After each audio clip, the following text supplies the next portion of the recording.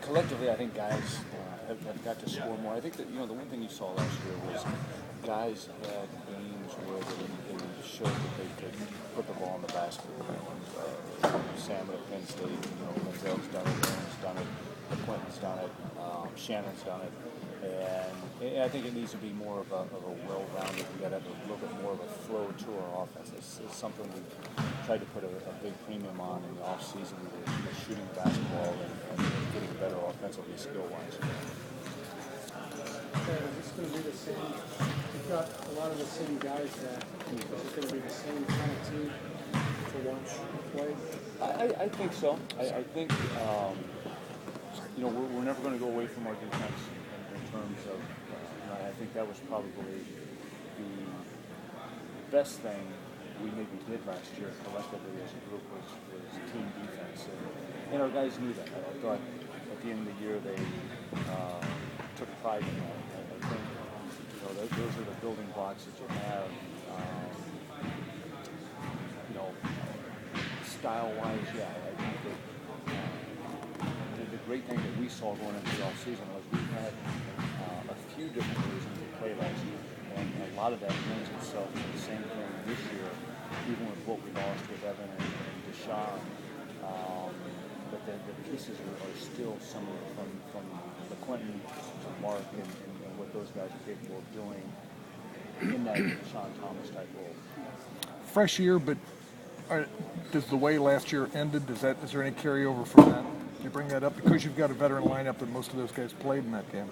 Yeah, I think it has been brought up because I think that you were on the verge of going to your second straight Final Four, which is very, very rare in college basketball. But, the way we played for 30 minutes of the game was at that particular juncture was very uncharacteristic of us, and I think the opponent had a lot to do with it. They played a tremendous game, and we're playing at a high level at that time. But those are the type of things that you want guys to think about in the off season of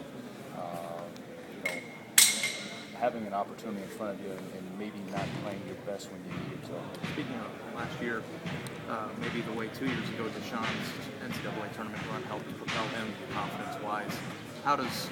What some of the things that Q was able to do in the postseason last year help him build his, because it's a different floor now, but it's still one that can be lethal scoring. Right. I think Quentin finished that season on a high note.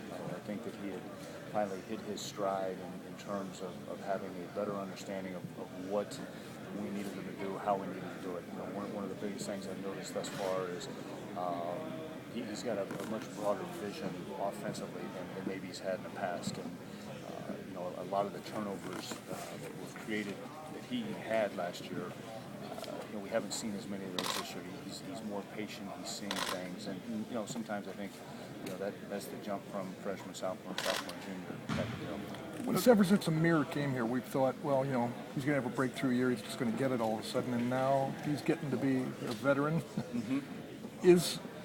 Is he what he has been, or do you see that he could make dramatic improvement on that? Well, I think that the one thing is Amir has shown throughout his time here.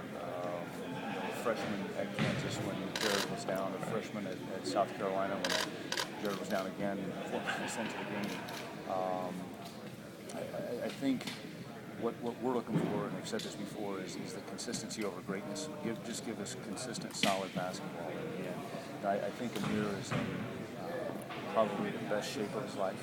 The biggest thing with him, and we talked about it, is he can't operate in a comfort zone. And I think from the standpoint of pushing himself and making plays, but I've been very pleased with his offensive production thus far in practice, and